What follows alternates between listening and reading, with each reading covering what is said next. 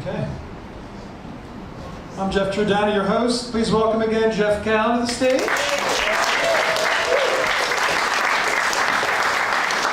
Spotlight.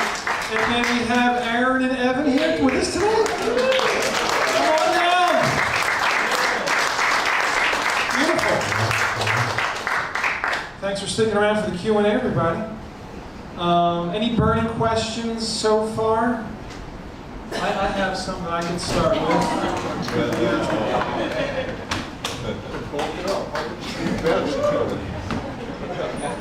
Sorry, are you okay? He's free. I'm all right. Can we move over for you guys? I realized after the fact that you're like still not. Are you 100%? Yeah, I've got 1 foot in the door. Yeah. I'm good. No, I'm saying because of an injury, not because of his age.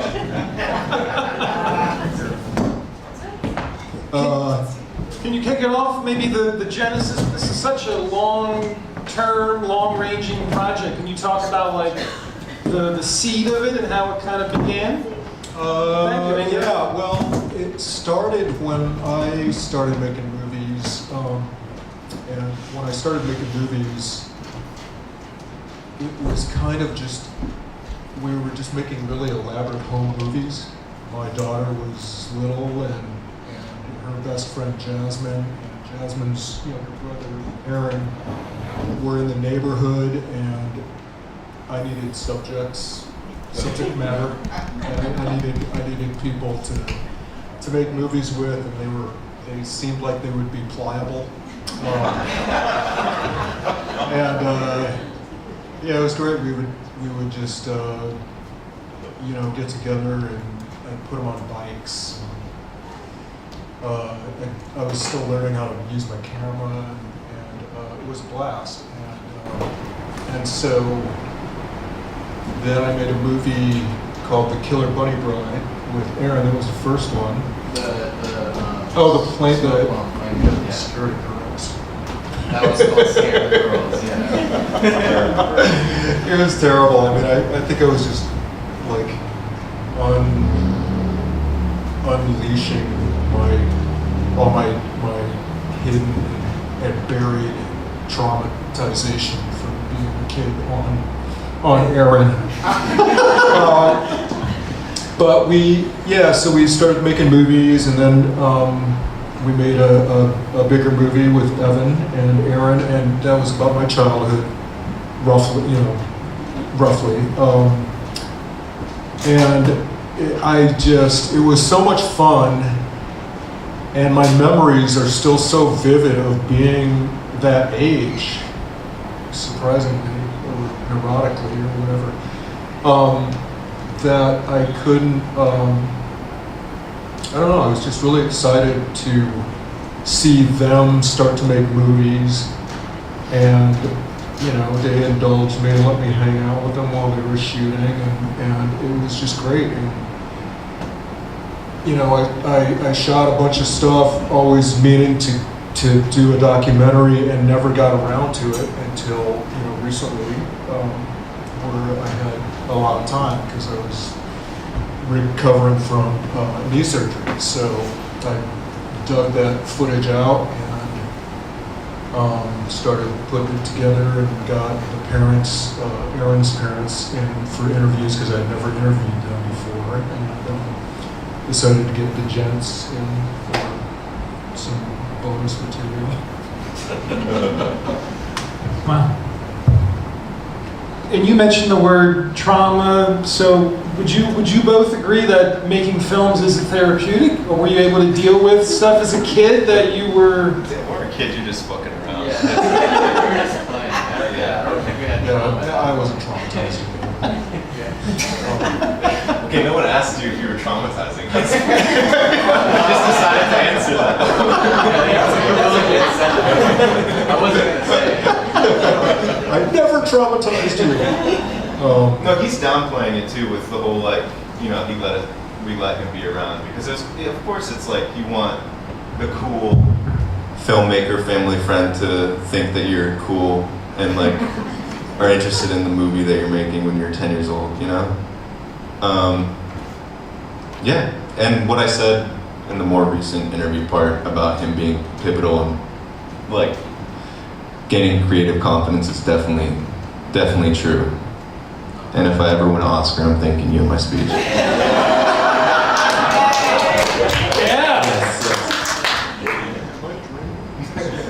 No, you didn't put it in there, but there was one moment where when we were shooting Killer Bunny Bride, and I walked out in my fabulous dress, and walked out into the backyard, and you had probably like a 40-foot boom pole or crane. It was a jib. It was a jib set up. It was like the most industrial Hollywood, like professional looking thing I've ever seen. Yeah, that for sure got me really into it. And then the fact that you're unapologetic about sharing intimate creative moments on a screen with people that are from deep inside of your brain, I think it was really big, because there's a lot of things that people feel and think, and I feel like to share it so publicly with your community is definitely, it's confident, it's also very inspiring. So, yeah, that was big. Now I'm worried of what I revealed, because none of it seemed that dangerous. I'm curious for people in the audience that don't know these guys or me very well, if this documentary is interesting.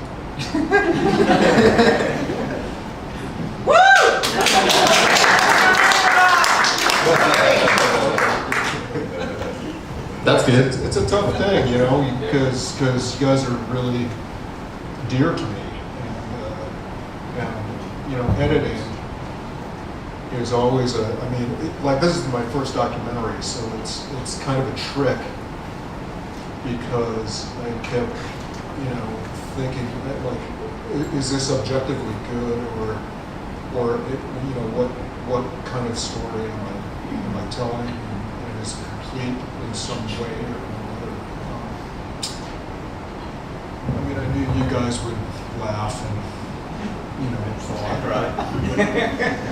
Did you actually, I mean, did you take all the footage you had, did you storyboard it, did you have an arc that you were trying to reach, or did you have, It's really not the way I... just kind of going at it? Yeah, I just, you know,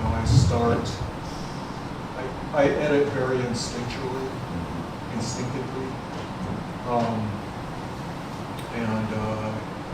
I had a 20-minute section that I had cut back then, and then I kind of built off of it and moved. So.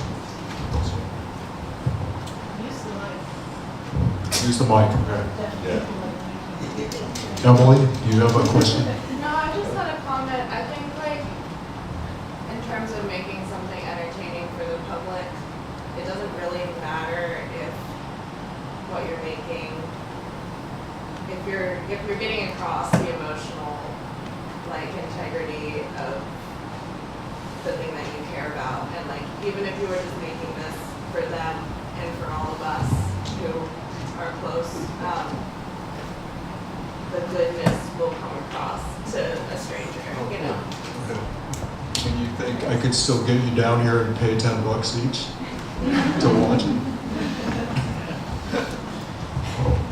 Yeah.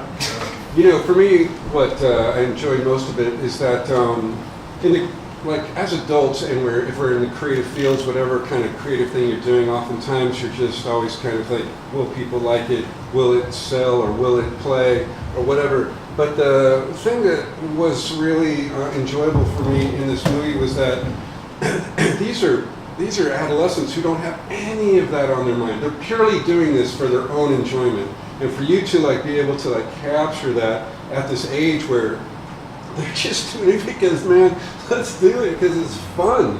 And I think for me, that's really like the takeaway. That's actually, there's this guy, John Waitskins, that I'm getting into recently, and he has this idea about a pre-conscious and post-conscious creation. And when you're like a kid, like we were just playing, and that was our form of it, and it was before any self-consciousness about exactly, what it means, right. what people are going to Pure think. juice, right? Yeah, and I feel like my kind of whole period I'm in right now is how do I get back to that? Yeah. Because like now I've grown up and now I'm like self-conscious like everyone else is. Oh, Like, yeah. it sucks. I don't know. That's the beauty of seeing at that stage in your life. It's the beauty of being. It's awesome that you're actually taking film of these young guys making these videos and stuff, because you would make scenes and do things and like, did you all have like we're going to cut this and show this to friends and family, or like, I mean, yeah, it was just like you're. Well, part of it was that was like, for me at least, was just like being able to show friends it too, like on YouTube. Like we had a channel, and then like it felt like we had something to like show to people, and like we weren't. I wasn't thinking of it this way, but it's like you don't really have to like. It's a way of like. It is a way of like socializing in a way, like trying to put yourself out there creatively and like be accepted. It's all about like wanting to be loved, probably. But as a kid, it's just like, no, I want to make friends and I want people to, I want to talk to people. But I feel like that wasn't our goal though. Like, I feel like maybe later. No, Like that's not. originally, I feel like. Because a lot of people start out want to be like YouTube stars, and then when you guys had all this stuff in the can, like how long were you doing it before you started your channel? It was all with the channel, like as it was going. It Yeah. was like I think the channel was kind of the it was instigator. driving it. Yeah. I remember like when we first started the channel, but I think we had made maybe a couple videos before that, like just by ourselves. or Well, something. yeah, all the photo booth or like a Yeah. iMovie disco party, and also Yeah, that like was your cool. penguin animation that I thought was super dope. I remember those. The crazy thing is I'm like criticizing it in the audience watching it, and I'm like, this could have been way better.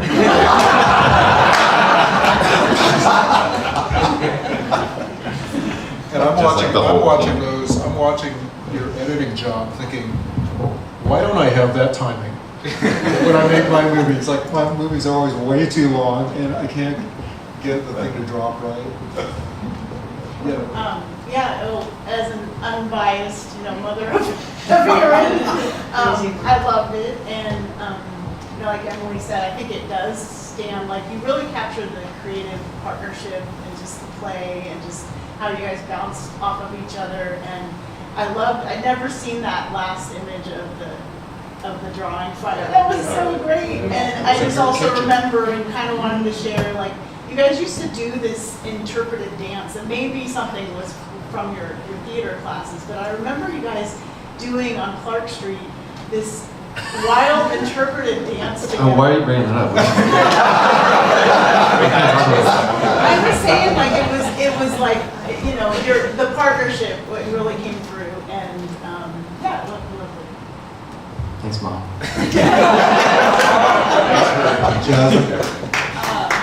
I have a comment and a question. The comment is, I mean, of course, I'm biased because I grew up with all of y'all. I'm Aaron's sister. But it was super magical to kind of see, it was mentioned before, but this like childlike creating just for the sake of creating. And I grew up seeing them do this and also experiencing it on my own and with Emily kind of on like the musical side of things, but Yeah, where's their documentary?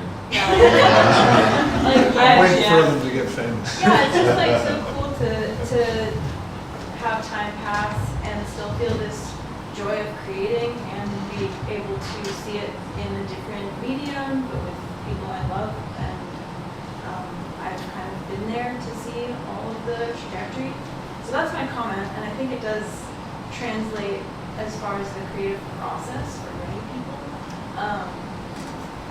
And my question is, I guess for Aaren and Evan, seeing this, does this like inform any of your, both of you are doing creative things of your own now.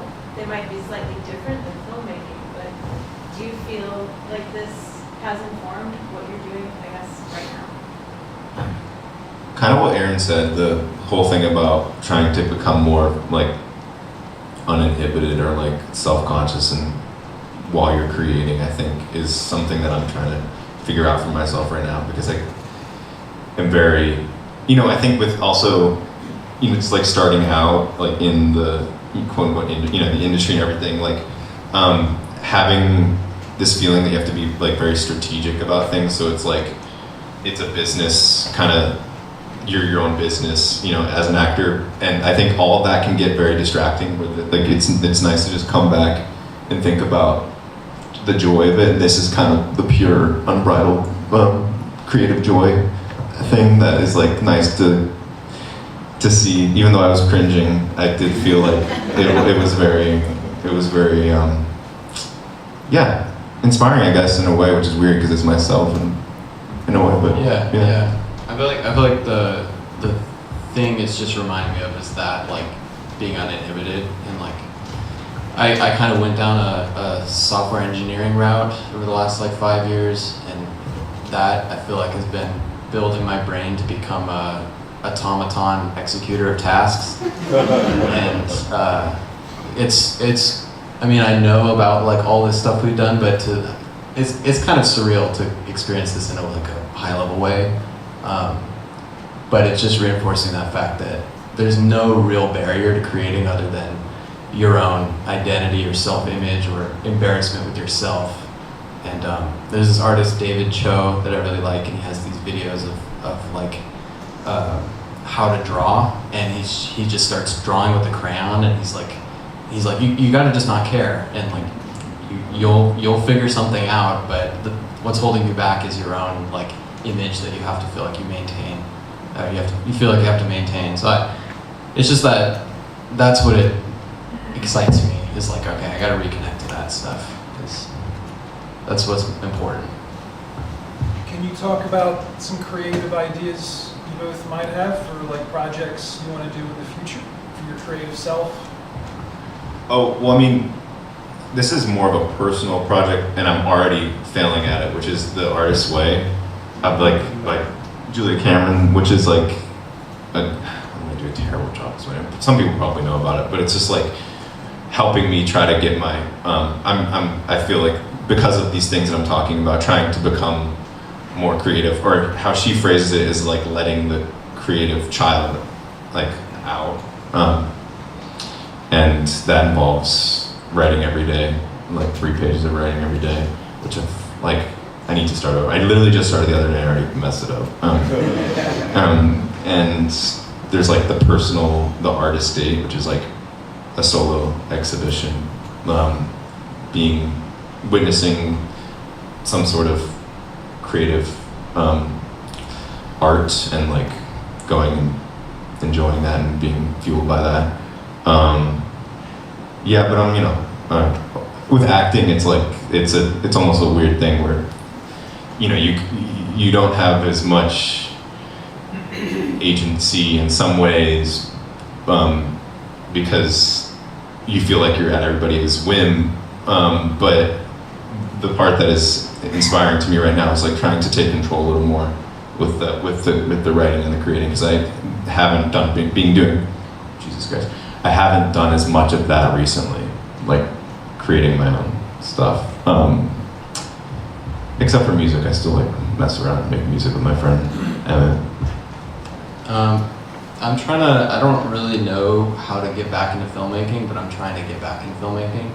I think the AI art stuff is exciting to me, just because what you can create, the quality of things that you can create with the lowest amount of effort is interesting, just for storytelling and for creating experiences. So I'm trying to build software, trying to combine my skills and build software where you can like write text and then have it create imagery alongside of that. It's so scary. Yeah, so You're out of a job, Jeff. no, I don't think so. I'm really excited about like kind of the visual effects stuff. Really struck me, I guess, when I was a kid, and so like that's what I've been getting into, is more like how can you create software that's really engaging, and you have this like collaborative experience, and things happen that you don't expect, and it's not Photoshop or Premiere Pro where it's a bunch of buttons in a sequence you have to memorize. but it's more of like what we did as kids. So that's interesting to me, but obviously, it comes with a bunch of baggage because it's AI and software. There's a stigma around that and all that, but trying to find a way that all of my interests combine. So You're about the only person I know that's not afraid of AI. And I'm also afraid of it. And I think there are metaphors in those early films, like the one where you open the refrigerator and you smell that drink, and then you drink it.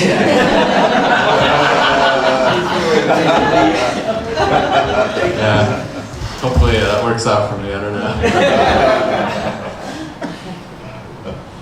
Are you afraid of AI, Jeff, or are you embracing it and working it into your next? I'm kind of terrified of AI, unless it's really handy, like dialogue cleanup and stuff. Right.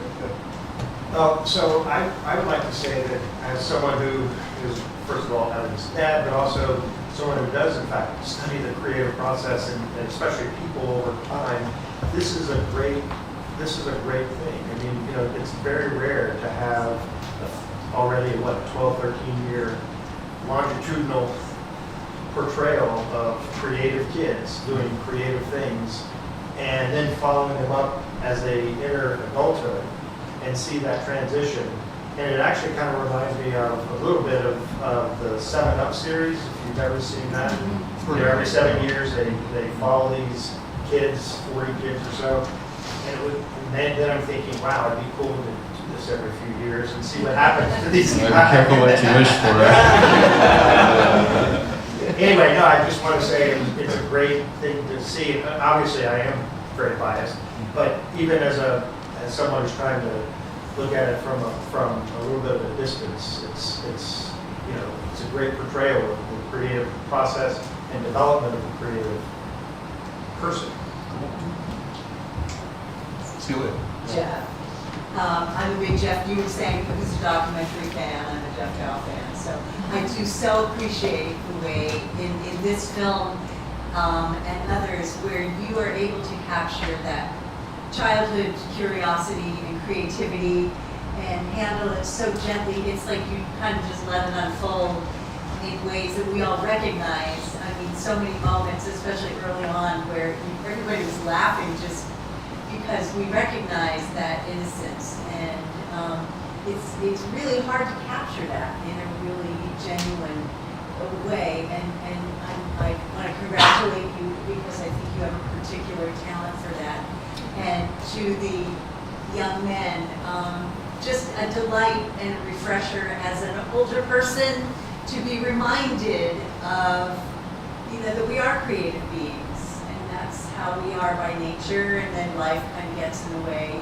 But kind of as an outside observer, you were saying, I'm not really intimately involved in your family, but I can say that it's a real gift to be reminded of that, and certainly as I get older. And I did have one word that just jumped right off of the screen toward the end. I can't remember, one of you were looking at a computer screen and there was this shot that went right into the iris. And I just thought of the word confidence and confident and how unconscious and how confident you are and we all are as human beings. And so just thank you, all of you, for sharing that and taking that journey and letting us share that with you. Thanks, It's wonderful. I liked it. I think it was good. I liked that it was self-referential about independent filmmaking, learning how to do independent filmmaking, independent film about. And it was also documented the evolution of the accessibility of the technology and how it affected those people and technology. And there's talk of that, and AI was in the movie, and it was very poignant. So I liked it a lot. Is that enough? Can we stop? One more? Jeff, you played a trailer of Under the Overpass and Far Away. Mhm. assuming that's because you would like people to see it, where can it be streamed or purchased or what? We haven't put it up on the internet yet because we're still submitting it to festivals. If you're in LA, the week of June 21st, it's going to be playing there. Are you gonna come? I'm Tell gonna it. come. Right. I'll be there. Yeah, you gotta bring me. Okay. I'll pack the house. Yeah, so, but, you know, it won't be too long before we get into it. So, thanks. Another question? No, I have a suggestion. Yes. How about you have another one in 12 years? Just keep on documenting where your boys go, and then the next documentary is going to be another 12 years. We're just going to have a part 2. You might have to replace me with AI.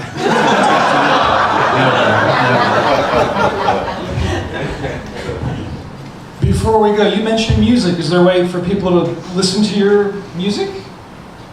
Not right now, no. I have some stuff that's public, but those who know, that's quite enough. I don't want to. There's stuff that I don't want to have people hear. Yeah, but soon. I want to hear too. I appreciate the opportunity. Yes. Jeff, any long-range projects of yours that you're looking forward to in the coming years? Or bucket list projects? I've been promising to make a noir horror costume drama starring a bunch of mice, but I don't know if it's going to get off the ground. Do it! If it's with mice, it stays on the ground. It's true. Wait, but how would the mice be depicted? Makeup. Oh, so it's people Yeah, playing mice. people playing mice. Can I be a mouse? Want to be a mouse? Any last questions? Anybody? If we wanted to view the entire Ladyman Productions catalog, where would we find that? Oh, yeah. Oh, good question. It's. Do you remember what that's called? We changed the name after a while because it's not very publicly or politically. Well, it's awkward. It's an awkward thing to have your thing be called, especially because of the connotation of the two words together. We did make a Photoshop. I remember we took a picture of a lady and we did the liquefy tool and stretched the. Aaren, just shut up. This is enough. We had a logo. I'm sorry. It's at Korjata Films. It's Korjata. Is what we changed it to. Well, we don't even know what that means. It's something in Finnish that means like a really basic word. We just thought it looked cool. Yeah. But that's where that's the same channel where all the things are, where all the videos are. Is there one more hand in the back? Somebody? Oh, sorry, I'm good. All right. You're good? Yeah, Okay. thank you. Thanks, everybody, for coming.